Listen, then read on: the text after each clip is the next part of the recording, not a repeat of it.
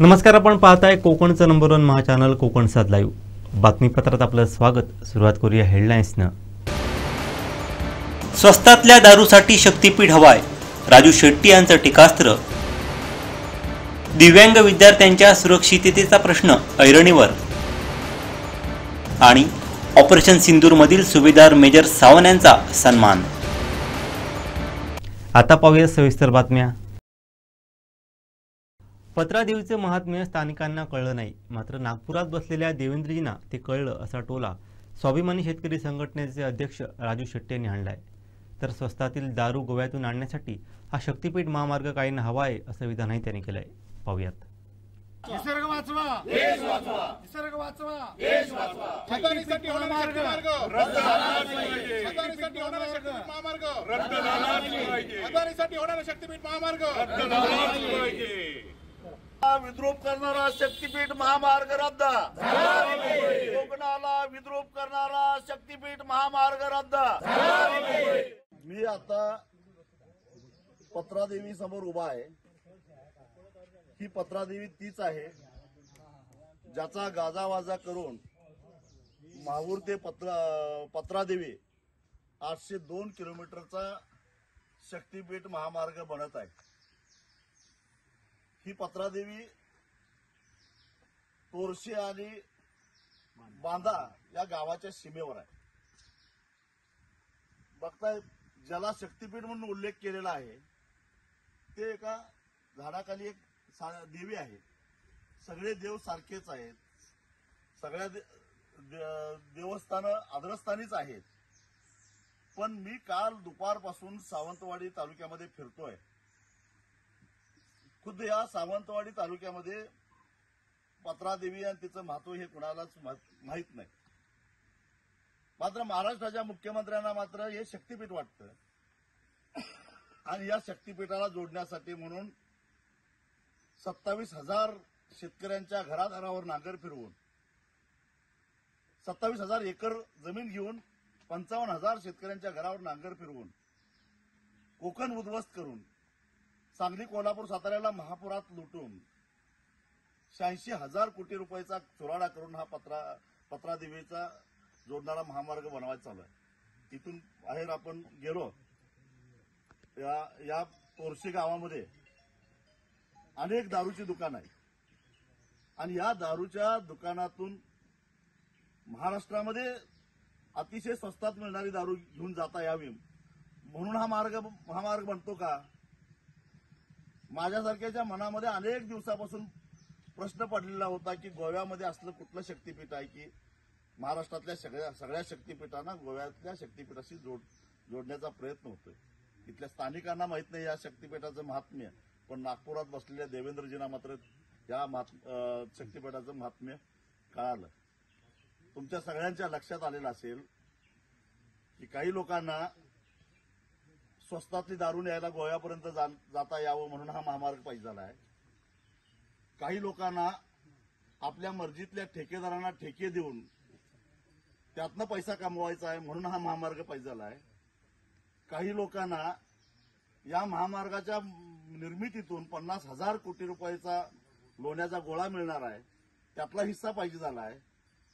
आणि काही लोकांना अदानी नावाच्या राक्षसाला, ज्यानं गडचिरोली जिल्ह्यातल्या 2,500 एकरावर आदिवासींना हुसकावून मोठी खाण काढलेली आहे, 1 लाखाहून अधिक झाडांची कत्तल केलेली आहे, तिथलं खनिज उपसून त्याच्या स्वतःच्या मालकीच्या वास्को द गामा त्या गोव्याच्या ठिकाणी जे काय बंदर आहे त्या बंदरातून परदेशामध्ये ते खनिज पाठवायचं आहे। त्यासाठी हा महामार्ग करायचा आहे। आणि एक लक्षात ठेवा, भविष्यामध्ये या महामार्गावरून जे प्रवास करणार आहेत त्यांनी टोलच्या रूपानं तो पैसा परत करायचा आहे। किती वर्ष टोल लागणार आहे माहिती आहे? 90 वर्ष का 150 वर्ष, परंतु सारा पैसा महाराष्ट्रातल्या जनतेनं परत करायचा आहे अदानीसाठी, कारण तो एक लाडका उद्योगपती आहे। महाराष्ट्रातल्या जनतेला माझं एवढंच आव्हान आहे की हे आपण होऊन द्यायचं आहे का? कुणाच्या तरी राक्षसी महत्वाकांक्षासाठी आपण बळी पडायचं आहे काय? याचा विचार करा। आणि मग माझं म्हणणं पटलं असेल तर शक्तीपीठ महामार्ग विरोधी संघर्ष समितीला ताकद द्या, बळ द्या आणि सरकारला सुबुद्धी सुचावी म्हणून आता आम्ही पत्रादेवीला साकडं घातलेलं आहे. तुम्ही आपापल्या देवदेवतांना साकडं घाला, एवढीच माझी सगळ्यांना हात जोडून विनंती आहे. सावंतवाडी येथील समाज मंदिराच्या बाजूला असलेल्या इमारतीत सुरू असलेल्या साहस प्रतिष्ठान दिव्यांग विकास व प्रशिक्षण केंद्रातील विद्यार्थ्यांना 2 दिवसांपूर्वी पिसाळलेल्या कुत्र्याच्या हल्ल्याचा सामना करावा लागला. शिक्षकांच्या सतर्कतेमुळे मोठा अनर्थ टळला.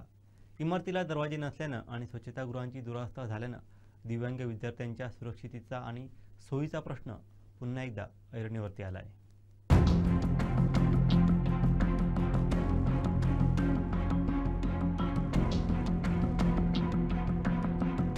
सावंतवाडी येथील समाज मंदिराच्या बाजूला असलेल्या इमारतीत सुरू असलेल्या साहस प्रतिष्ठान दिव्यांग विकास व प्रशिक्षण केंद्रातील विद्यार्थ्यांना 2 दिवसांपूर्वी पिसाळलेल्या कुत्र्याच्या हल्ल्याचा सामना करावा लागला. शिक्षकांच्या सतर्कतेमुळे मोठा अनर्थ टळला. इमारतीला दरवाजे नसल्यानं आणि स्वच्छतागृहांची दुरावस्था झाल्यानं दिव्यांग विद्यार्थ्यांच्या सुरक्षिततेचा आणि सोयीचा प्रश्न ऐरणीवरती आला आहे. साहस प्रतिष्ठानचे हे प्रशिक्षण केंद्र यापूर्वी सावंतवाडी शिरोडा नाका येथे ज्येष्ठ नागरिक इमारतीत कार्यरत होते. मात्र इमारतीच्या दुरुस्तीमुळे ती जागा खाली करावी लागली. त्यामुळे सुमारे 30 ते 35 दिव्यांग विद्यार्थी काही काळ प्रशिक्षणापासून वंचित राहिले. दिव्यांग मुलांचं शिक्षण थांबू नये यासाठी सामाजिक बांधिलकी संस्थेच्या सदस्या रुपा गौंडर मुद्राळे यांनी सातत्याने प्रयत्न केले. अखेर त्यांनी समाज मंदिरासमोरील इमारतीत एक रिकामी खोली मुलांच्या प्रशिक्षणासाठी मिळावी याकरता माजी नगरसेवक तानाजी वाडकर यांची भेट घेतली. वाडकर यांनी तात्काळ ती जागा उपलब्ध करून दिली. परंतु काही दिवसांपासून या इमारतीचे दरवाजे तुटून पडलेत. त्यामुळे रात्रीच्या वेळी गुरे आणि कुत्रे इमारतीत आश्रय घेऊ लागलेत. त्याच कारणामुळे 2 दिवसांपूर्वी वर्गात प्रशिक्षण घेत असताना एका पिसाळलेल्या कुत्र्यानं अचानक दिव्यांग मुलांवरती हल्ला करण्याचा प्रयत्न केला. शिक्षकांच्या समयसूचकतेमुळे कोणताही अनुचित प्रकार घडला नाही. त्याशिवाय इमारतीतील स्वच्छतागृहे पूर्णपणे मोडकळीस झाली असल्यानं दिव्यांग विद्यार्थ्यांना मोठ्या अडचणींचा सामना करावा लागतोय. इमारतीच्या परिसरात रोज उष्ट, कर्कट, बाटल्या आणि मोठ्या प्रमाणात कचरा साचलेला असतो. त्यामुळे स्वच्छतेची समस्या निर्माण झाली आहे. या सर्व समस्यांवरती लवकरात लवकर तोडगा काढण्यासाठी रुपाली गौंडर यांनी पुन्हा एकदा माजी नगरसेवक तानाजी वाडकर यांचं लक्ष वेधलं. वाडकर यांनी या गंभीर बाबींची दखल घेत तात्काळ कारवाई करण्याचे आणि इमारतीचे दरवाजे व स्वच्छतागृहांची लवकरात लवकर दुरुस्ती करण्याचे आश्वासन दिले. या घटनेमुळे दिव्यांग विद्यार्थ्यांच्या सुरक्षिततेसाठी आणि त्यांच्या मूलभूत सोयी सुविधांसाठी तातडीने उपाययोजना करण्याची गरज निर्माण झाली आहे.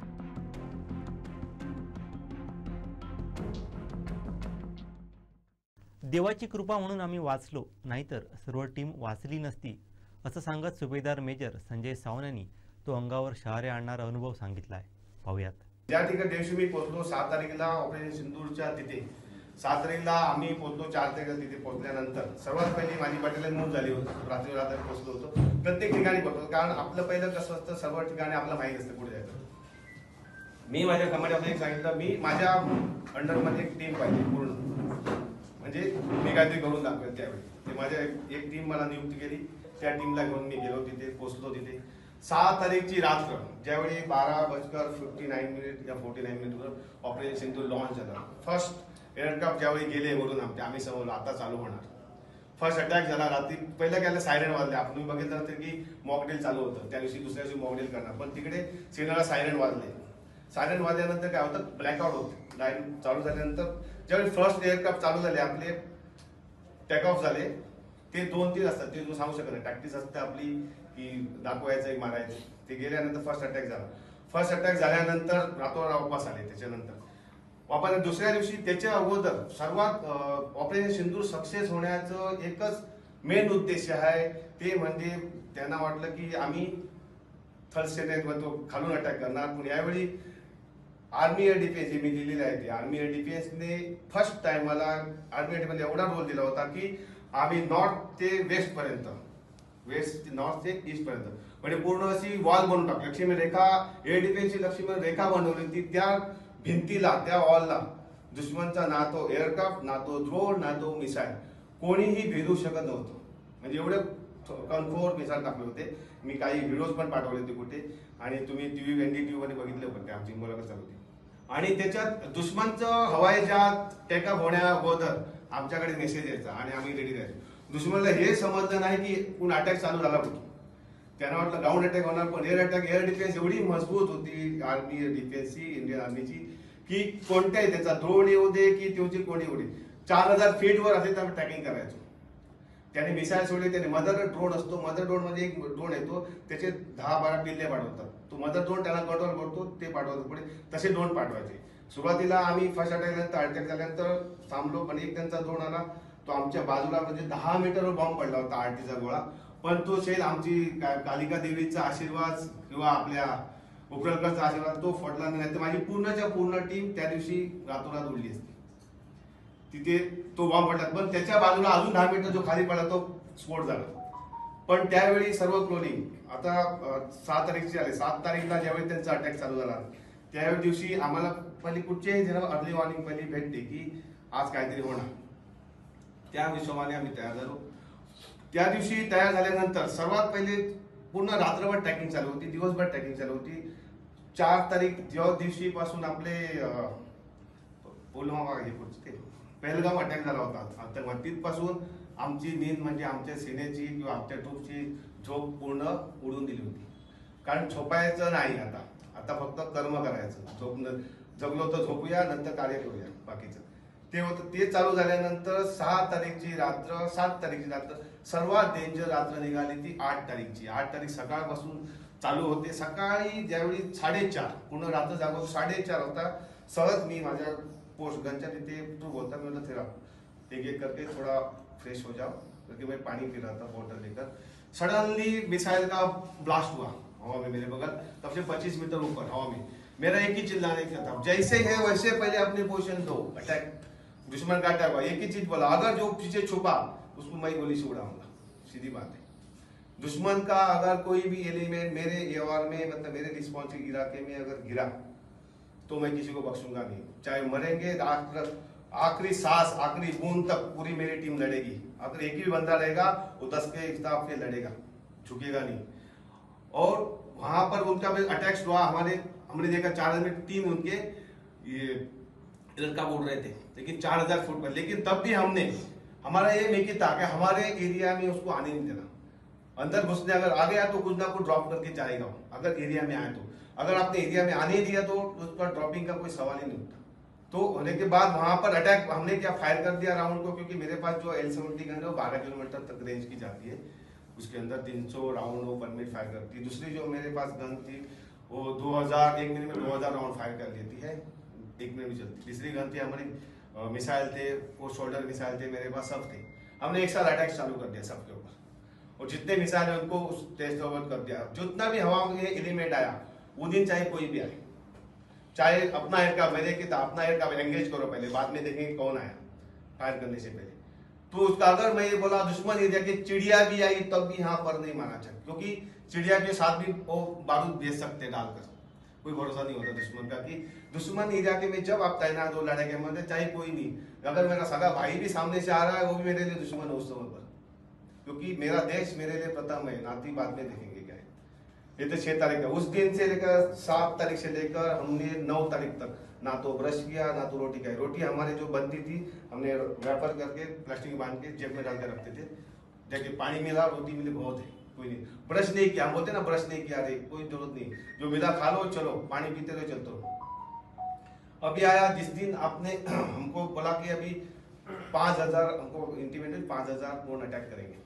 तकरीबन हमारे आर्मी एयर डिफेंस ने 600 से 700 ड्रोन को गिरा. मेरी टीम ने 45 ड्रोन को नेस्त नाबूद किया और 5 मिसाइल को हिट किया. जो मेरी टीम थी जहां पर उसने हमने 12 ड्रोन प्लस 2 मिसाइल उनके जो एयरफील्ड की तरफ जा रहे थे उनको नेस्त नाबूद किया. तो उसके बाद जो आया हमने दिखा अपने टीवी पर सडनली 4 बजे 5 बजे हमें मिला कि सीज फायर होने वाला है. मैं सीज फायर शायद कुछ बोले यार, लेकिन हमें पता है, हमें एक डायलॉग याद है, बोला ये वो औलाद है जो फिर वापस मुड़ के जरूर आएगी और पीठ में खंजीर खोपने की कोशिश करेगी. तो पाकिस्तान के ऊपर भरोसा नहीं करना. जब भी हमने देखा होगा जो कौन सी बस चलाई थी अटल बिहारी वाजपेयी, उस टाइम में उन्होंने वो अपना कर लिया, कारगिल कर लिया. तो हमें पता है, इसलिए हमें सबक बहुत बड़ा सीख के रखा है. तो वहां जाने के बाद जब हुआ तो मैं आज बिल्कुल अलर्ट रहो, और बिल्कुल 6:30 बजे हमारे ऊपर तकरीबन 90 से 100 ड्रोन ने अटैक किया. और उस दिन हमने वो मंजिल मचाया कि वो बना, जैसे लग रहा था कि हमारी जितनी पूरी टीम थी उसके अंदर काली माँ का वास हो रहा है, वो तांडव करे और शंकर जी ऊपर आकाश में तांडव करे. मतलब फायरिंग का जवाब ऐसे दिया कि एक भी परिंदा. उसके बाद उन्होंने 12 बजे ये देखते हुए उसी दिन उसी रात को जितने भी उनके हवाई जहाज मस्जिद जो एयरपोर्ट गिराए उसी रात को हमने ठोके पूरे. ब्रह्मोस ठोके हैं, पूरा आकाश तीर से हमारे अग्नि संचार वार्निंग मिला है। और जितने भी एयर डिफेंस के गन थे, पहले ही देखा था, इस लड़ाई से पहले एयर डिफेंस को इतना कोई जानता नहीं था। हमारे गांव में अगर मैं किसी को बोली एयर डिफेंस तो पता नहीं चला, लेकिन आज एयर डिफेंस का नाम, एयर डिफेंस इतना ऊंचा किया। सिर्फ एक ट्रेनिंग, हार्ड ट्रेनिंग। हमारा एक वाक्य है, अगर शांति काल में आप पसीना बहाओगे, युद्ध काल में खून रोकने से बचेगा। तो हमने वो किया। और भाई मेरे खुशी यह है कि कारोड़े गांव का एक सुपुत्र होते हुए सावंतवाड़ी का मैंने पूरा स्टडी किया। यहाँ मेरे मित्र परिवार है, इनके सामने आज खड़ा हूँ, तो सिर्फ यहाँ इनके आशीर्वाद प्लस यहाँ कालिका देवी का आशीर्वाद और भगवान इसकी अपने उपरलगढ़ का आशीर्वाद प्लस हमारा हार्ड ट्रेनिंग। और आपको ये बताते हुए गर्व हो रहा है कि मैं फिजिकल ट्रेनर में फिजिकल इंस्ट्रक्टर भी हूँ और ऑफिसर्स को तकरीबन 750-800 ऑफिसर मेरे अंडर ट्रेनिंग कर चुके। हमारी जो शिवदावकर है, श्रद्धा शिवदावकर में स्टूडेंट है, कर्णकोली को जो फर्स्ट लेडी ऑफिसर निकली थी। मैं गोपालपुर के अंदर इंस्ट्रक्टर रहा 4 बार, मतलब 8 साल किया, मतलब फिर ट्रेनिंग देने के, क्योंकि ट्रेनिंग हार्ड तो 5DG बोलते हैं हम लोग। तो हो गया था। उसके बाद जब हमारा उसका राजनाथ सिंह जिस दिन आए मिलने के लिए, उनके गाँव में राजनाथ सिंह जिस दिन मेरे सेट किया, तो मैंने मिला तो उनको एक ही चीज बोला मैंने, आपने इतना जल्दी क्यों? फिर 4 घंटे हो देते हमें, 4 घंटे में उनको बता देते हम क्या चीज है, नक्शे से मिटा रहे थे, क्योंकि हमने पूरा प्लान करके रखा था। तो वो हंसे, तो आप मराठा हो? बोला हाँ मराठा हूँ। बोला इसलिए जोश तभी वो वहां से अपने चीफ बोले थे कि मर हटे, मराठा है, मरेंगे लेकिन हटेंगे नहीं। तो मेरी टीम को ही बोला तुम लोग टीम गलत लीडर के पास हो, ठीक है, क्योंकि मराठा है तो हटेगा नहीं, तो मर जाएगा। बोला बिल्कुल सही बोला। लास्ट में जब मैं रेजिमेंट बटालियन के अंदर टीम भी आई, तब भी बोले वो सब कि ये बंदा है। रात भर हमने 4-10 जगह पर गने शिफ्ट की। एक जगह किया जो गन आप देखा होगा, फोटो देखा होगा, तो एक वो 4750 kg वेट का है, जिसने 5 बंदे जहां पर नहीं चढ़ता उधर धक्का मार के चढ़ते लेके जाओ। तो उस दिन रात को सडनली बोलता है, उस टाइम खाना ना तो हम वॉशरूम गए, ना तो कहीं गए, ना तो खाना, क्योंकि हमें कोई याद भी नहीं आता। जैसे मोहन काका बोले ना, किसी का भी फौजी परिवार जैसे लड़ाई के मैदान में खड़ा, हमें कोई घर की याद नहीं आती। कोई जो है बटवे में परिवार समाटा हुआ, एक बार देख लिया खत्म है। आजकल तो मोबाइल हो गए, क्योंकि मोबाइल बंद, कोई देखने की जरूरत नहीं। सिर्फ एक ही ध्येय रहता है, राष्ट्र के लिए लड़ना है, राष्ट्र के लिए मरना है। ये हमारा ध्येय था और हमने वो एम पूरा किया। और जरूरत पड़े चलेगी तो इससे आगे भी लड़ते रहेंगे, बचेंगे तो और भी लड़ेंगे। ऑपरेशन सिंदूरमध्ये यशस्वी कामगिरी करणारे सुभेदार मेजर संजय सावंत यांचा सावंतवाडी इथं माजी नगराध्यक्ष बबन साळगावकर यांच्या संकल्पनेतून व गुरुकुलच्या माध्यमातून सन्मान करण्यात आला। सावंतवाडीसह देशाला तुमचा अभिमान आहे असे उद्गार यावेळी काढण्यात आले। पाहूयात। सुभेदार मेजर संजय सावंत हे सावंतवाडी तालुक्यातील कारोडे गावचे सुपुत्र आहेत। देशाचे संरक्षण मंत्री राजनाथ सिंह यांनी त्यांचं कौतुक केलं होतं। पाकिस्तान विरुद्धच्या ऑपरेशन सिंदूरमध्ये त्यांनी मोठी कामगिरी बजावली होती। भारतीय सैन्य दलाच्या एअर डिफेन्स युनिटची महत्त्वाची जबाबदारी त्यांच्यावर होती। त्यांच्या नेतृत्वाखालील युनिटनं पाकिस्तानला चोख प्रत्युत्तर देताना पाकिस्तानचे 45 ड्रोन आणि 2 क्षेपणास्त्रांचे हल्ले आकाशातच उद्ध्वस्त करून पाडले। या उत्कृष्ट कामगिरीबद्दल देशाच्या संरक्षण मंत्र्यांनी सुभेदार मेजर यांच्या टीमचं कौतुक करत शाबासकीची थाप दिली होती। सावंतवाडीचे माजी नगराध्यक्ष बबन साळगावकर यांच्या संकल्पनेतून व गुरुकुलच्या माध्यमातून त्यांचा यथोचित सन्मान करण्यात आला। देशासाठी लढलेल्या भूमिपुत्राचा आम्हाला अभिमान असल्याची भावना यावेळी उपस्थितांनी व्यक्त केली। ज्या ऑपरेशन सिंदूरच्या अगोदर माझे मित्र हे सावंतवाडीमध्ये होते आणि सावंतवाडीमध्ये त्यांना अचानक कॉल आला आणि मग मला भेटायला आले की, आणि त्या दिवशी ते निघत होते। गळाभेट झाली, नमस्कार झाले आणि निघताना एखादा सैनिक कसा असतो ते एक आठवण म्हणून सांगतो की गाडीवरती बसल्यानंतर संजयने कधी मागे वळून बघितलंच नाही। मी अशा भरल्या डोळ्याने त्यांना बघतोय, परंतु त्या माणसाने मागे वळून बघितलं नाही किंवा हात दाखवला नाही, तर आपल्या कर्तव्यासाठी ते निघून गेले। आणि आज मी देवाकडे काही कालीमातेकडे प्रार्थना केली, आज माझा मित्र युद्धावरती जात आहे, तर त्याला सही सलामत पुन्हा तू घेऊन ये, आणि कालीमातेने ती माझी प्रार्थना ऐकल्यानंतर चांगली कामगिरी राजनाथ सिंग सारख्या डिफेन्स मिनिस्टरनी तुमचा गौरव केला आणि त्यावर तुमची त्या ठिकाणची कामगिरी आमच्या लोकांना समजली, म्हणून या ठिकाणी गुरुकुलच्या वतीने आम्ही तुमचा छोटासा सत्कार करतो। यावेळी माजी नगराध्यक्ष उमाकांत वारंग, माजी नगरसेवक उमेश कोरगावकर, माजी नगरसेवक विलास जाधव, सकल मराठा समाजाचे अध्यक्ष सीताराम गावडे, मनोज घाटकर, दीपक सावंत, रवी राऊळ, रत्नाकर माळी, उमेश खटावकर, दत्तू नार्वेकर, बंट्या तोरसकर, लहू पारसेकर, मंगेश गोसावी, अजित सावंत, सत्यवान साईल आदी उपस्थित होते. पूर्ण भारतीय सैन्यातर्फे परत माझ्या टीमतर्फे तुम्ही जो केलेला आजचा सत्कार आहे तो माझा नसून हा सीमेवर लढणाऱ्या प्रत्येक सैनिका ज्याने वर्दी घातली त्या सैनिकाचा सन्मान आहे. त्या दिल से मी सर्वांचा आदरपूर्वक स्वीकार करतो. त्याचा सैनिक प्रत्येकाकडून एकच गोष्ट मागत असतो, आपल्या भारतातील जनतेकडून एक फक्त सन्मान, बाकी काही नको, ना पैसा नको नाही बाकी काही, एकच रिस्पेक्ट. त्या रिस्पेक्टसाठी तो मरत असतो आणि ते एक तुम्ही रिस्पेक्ट दिला तो आपले ते जीव आहे तो देशासाठी नेस्तनाबूत देण्यासाठी कधी पण आतुरतेने तयार असतो. ऑपरेशन सिंदूर मध्ये जो माझा एम होता त्याच्यावर मी 1996 मध्ये भरती झालो. आपल्या आरपी शाळेमध्ये शिक्षण घेतलं. विनायक सरांचे आमचे ते गुरुवर्य आहेत. त्याच्यानंतर शैलेश नाईक प्रभू गुरुजी होती मराठी शाळेत होते. प्लस माझे जे गुरुवर्य होते आपले वासुदादा गोसावी, त्यांचं मार्गदर्शन ते पण मिळत होते. माझी जी परंपरा कारोडे गावचा आहे. मी माझे वडील पण सैन्यात आहे, माझा भाऊ पण सैन्यात. आता ऑपरेशन सिंदूर मध्ये माझा भाऊ पण आता ऑपरेशन सिंदूर मध्ये ड्युटीवर प्रेझेंट होता. एकाच घरातल्या मी दोन. ती मला कोणातरी कॉल आला होता, त्यांना बोलवतो मी माझ्या आईला जाऊन भेटा, तेवढं माझ्या खूप झालं.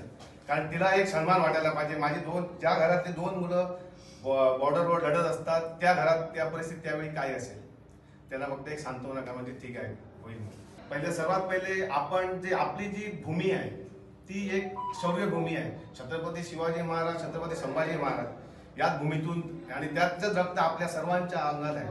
आणि देशासाठी आपल्या कधी पण लढताना आमच्या डोक्यात कधी येत नाही की माझे जीव. आमच्यात सर्वात पहिले येतं राष्ट्रीयता. देश आहे तर मी आहे.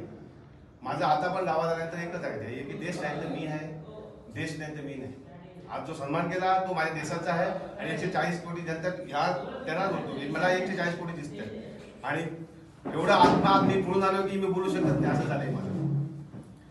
ते आपल्या आजचे नवीन पिढीला एकच उदाहरण तुमच्याकडून देणार ऑपरेशन सांगण्याचं होतं की कुठेही कार्य करते पण जसे आमचे मित्र करतात, हे परिवार करतात, तुम्ही लोक करतात, रोज पण ते करा पण देशासाठी करा, सन्मानाने करा.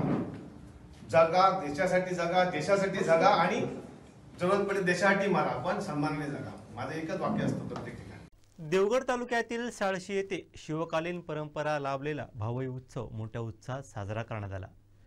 ढोल ताशांच्या गजरात आणि भल्ली भल्ली भावईच्या पारंपरिक जल्लोषात शिवकालीन परंपरेची नातं सांगणारा भावई उत्सव मोठ्या उत्साहात साजरा करण्यात आला.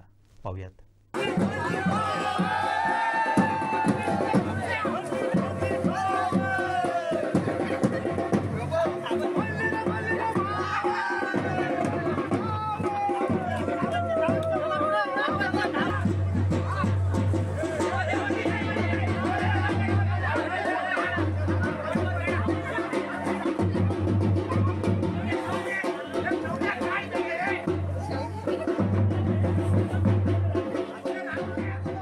देवगड तालुक्यातील साळशी येथे ऐतिहासिक वारसा लाभलेल्या आणि 84 खेड्यांचा अधिपती असलेल्या भावई या उत्सवापासून इनामदार श्रीदेव सिद्धेश्वर पावणाई देवस्थानच्या वार्षिक उत्सवाला सुरुवात होते.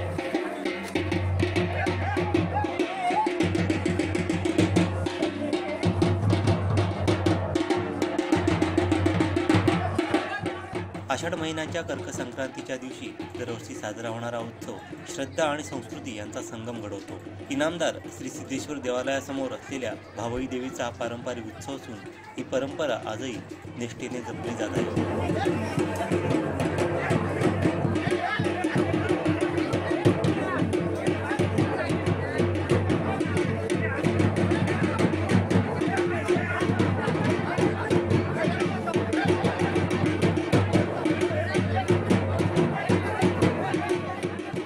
हा दिवस साळशी गावात सण म्हणून साजरा केला जातो. या दिवशी घराघरात सणासुदीचा आनंद साजरा करत गोडधोड आणि पारंपरिक जेवणाची रेलचेल असते. सकाळी भावई देवीची पूजा झाल्यानंतर दुपारी देवीस गावातून नैवेद्य दाखवला जातो. त्यानंतर 12-5 मानकरी ग्रामस्थ एकत्र येऊन भावई देवीकडे उत्सवाची सुरुवात करतात. नंतर इनामदार श्री पावणाई देवालयासमोर ढोल ताशांच्या निनादात आणि भल्ली भल्ली भावईच्या जयघोषात पारंपरिक भावई खेळ साजरा केला जातो. यामध्ये लहान थोर मंडळी उत्साहाने सहभागी होतात. यावेळी एकमेकांना स्नेहपूर्वक माती लावण्याची परंपरा आहे.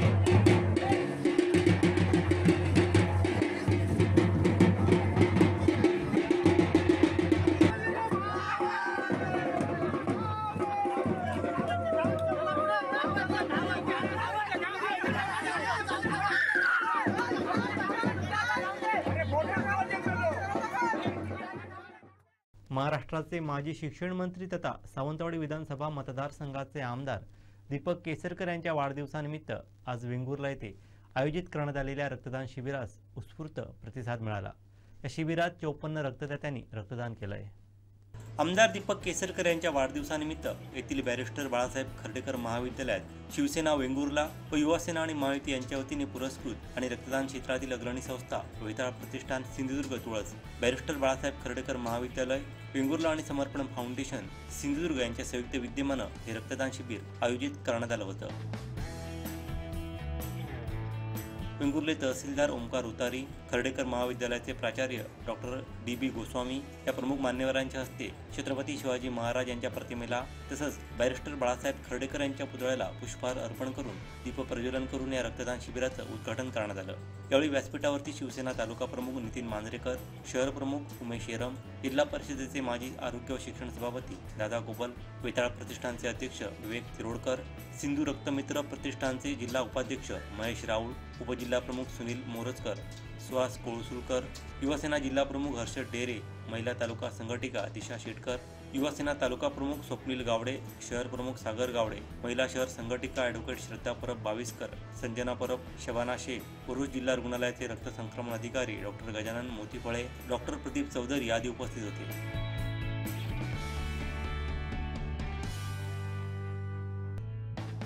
या कार्यक्रमाचं उद्घाटन कार्यक्रमाचे सूत्रसंचालन वेताळ प्रतिष्ठानचे सचिव प्राध्यापक डॉक्टर सचिन परुळकर यांनी केलं।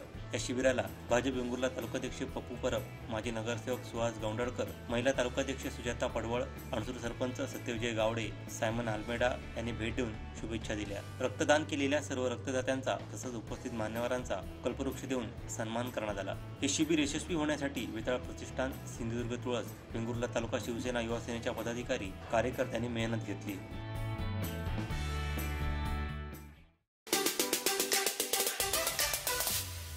मुसळधार पाऊस व समुद्राला आलेल्या उधाणाचा फटका तळाशील समुद्र किनारपट्टीला बसत आहे। शिवसेना जिल्हा प्रमुख दत्ता सामन यांनी उधाणाचा फटका बसलेल्या तळाशील समुद्र किनारपट्टी भागाची पाहणी करत किनाऱ्यास सुरक्षित करण्याची हमी दिली होती। सामन यांनी आमदार निलेश राणे यांच्या माध्यमातून ढासळत असलेल्या भूभागाला बंधारा घालण्याच्या कामाची सुरुवात दत्ता सामन यांनी ग्रामस्थांच्या उपस्थितीत केली। तळाशील येथील किनारपट्टीला धोका निर्माण झाल्यानंतर दत्ता सामन यांनी आमदार निलेश राणे यांना संपर्क साधून माहिती दिली होती।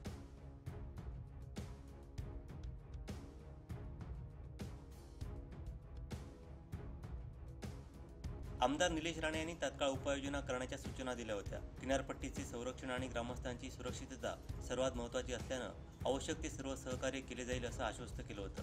आमदार निलेश राणे यांच्या सूचनेनुसार राणेंच्या स्वखर्चातून दत्ता सामन यांनी तातडीने बुधवारपासून तळाशील किनारपट्टीवरती दगड पसरून किनारपट्टी सुरक्षित करण्यासाठी बंधारा घालण्याचे काम हाती घेऊन उपाययोजना सुरू केल्या होत्या।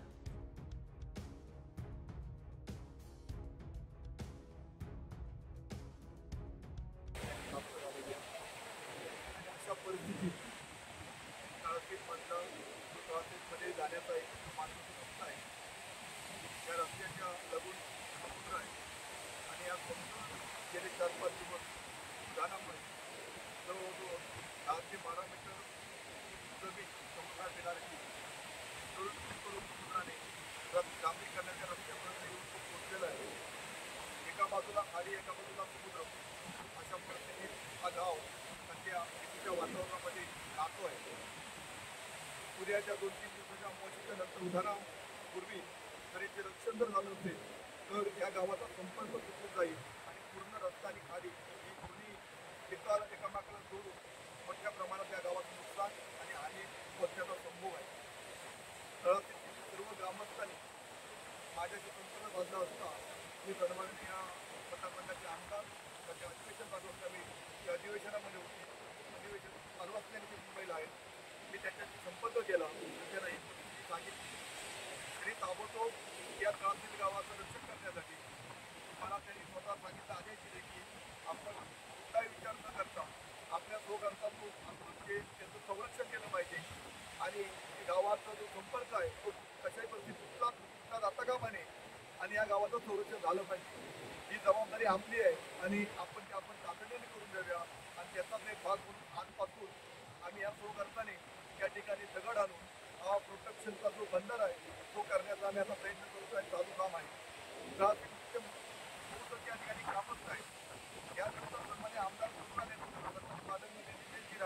ठिकाणी पालकमंत्री झाल्यानंतर आणि सन्मान राजेसाहेब खासदार झाल्यानंतर जवळजवळ या तहसील गावामध्ये 730 मीटरचा बंधारा टेंडर झालेला आहे.